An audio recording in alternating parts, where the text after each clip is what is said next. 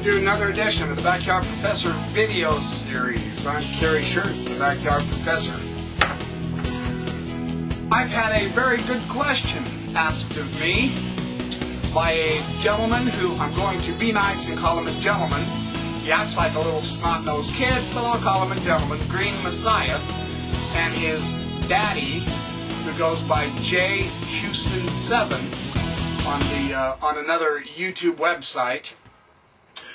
Green Messiah has asked me questions before on the Book of Mormon, metal, swords, and steel, and so on and so forth, and yet he refuses to come on my YouTube website and discuss these with me. Instead, he goes back to Daddy's site where he feels safe and badmouths me over there, which is okay. I don't mind that. He certainly has done nothing to refute any of the evidence I have. He simply asserts that it's wrong. He takes after his dad that way. His dad thinks that ignorance and bigotry and mere assertion is itself evidence against the claims I've been making with the vast scholarly sources I have. Oh, well, you know. Some people just do not understand. I suspect it's because they lack a college education and they'll make fun of my college degree, but at least I know what evidence is and how it works. Let me say this. The question Green Messiah asked about the Valley of Lemuel is a good one. Have we found the Valley of Lemuel? Now, wherever Green Messiah comes up with this silly, ridiculous claim that the candidate we claim we have found is 500 miles away, who knows? Apparently, these two guys think that they can just say anything and that's proof the Book of Mormon's false. They have no need to document anything or whatever. All we have to do is listen to these two and that's evidence. Sorry. That's too funny. That is too funny. So anyway, I have a very remarkable study on the Valley of Lemuel that I would like to dedicate to Daddy and Son, J. Houston 7 and Green Messiah, because I know they'll never read it, and if they do read it, they certainly won't refute it. And if they do read it and don't like it, which is my suspicion, they'll simply say, these guys are out to lunch, we know better. Yeah, we haven't traveled there and taken the photos that these guys have, which I will show you, but we still think they're just biased Mormons or whatever ridiculous assertion they'll make, and they'll think that's evidence. They'll think that's a refutation. I'm here to tell you YouTubers, true story. You have nothing to fear from Green Messiah or his daddy, J. Houston 7. They think assertion is evidence. They think all they have to do is say something, and that's proof. That kind of, shall I say, lack of scholarly acumen really doesn't do anything against the Scriptures.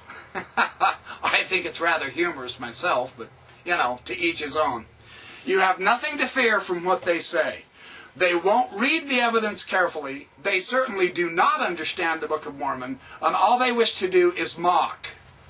The Backyard Professor is going to teach. Just watch the difference. Watch my videos, and then go over to La La Land over there where those two hang out, and see the difference. It's a fascinating contrast. It will be for you folks. I have already been told this by other viewers. I am not making this assertion. I have been told that by the email. So just so you know. The Valley of Lemuel, this is fascinating.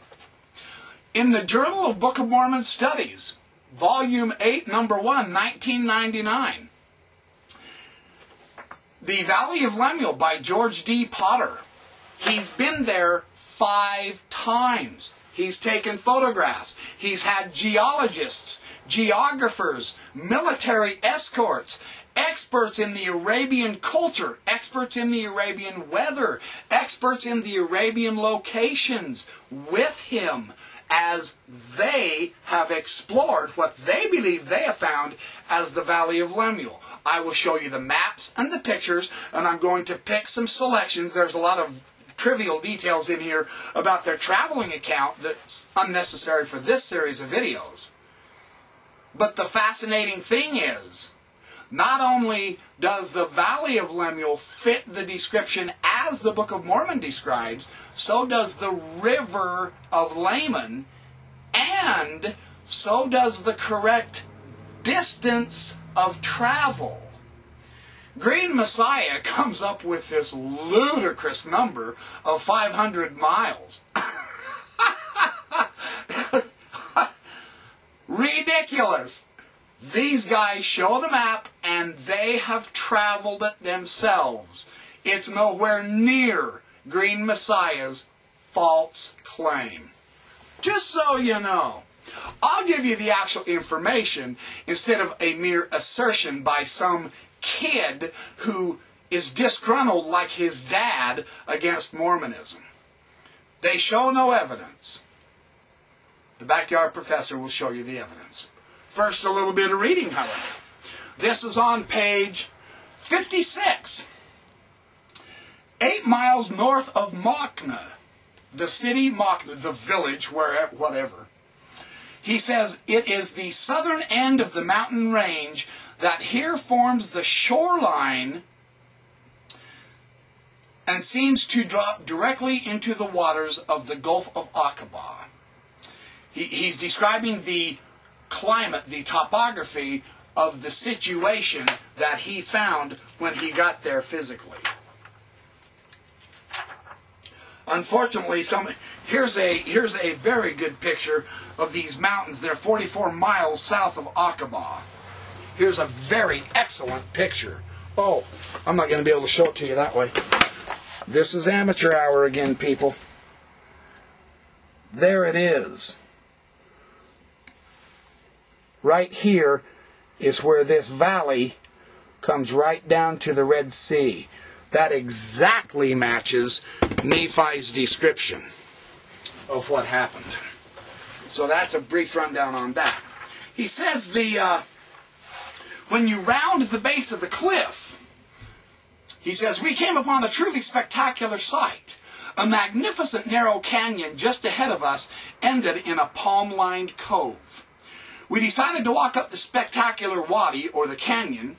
After 3 3/4 miles, it opened up into a beautiful oasis with several wells and 3 large groves of date palm trees. However, what caught my interest most was the stream that started in the canyon near its upper end and ran down through the wadi virtually all the way to the sea. The small desert river appeared to flow continually night and day, year after year. They have found the physical evidence. Lehi spoke of a river of water that emptied into the Red Sea and was continually running. This is his description in 1 Nephi 2:6. Chapter 2, verse 6. And then verses 8 through 9. How could we compare Lehi's description with the geologists' findings? They said Arabia was completely dry.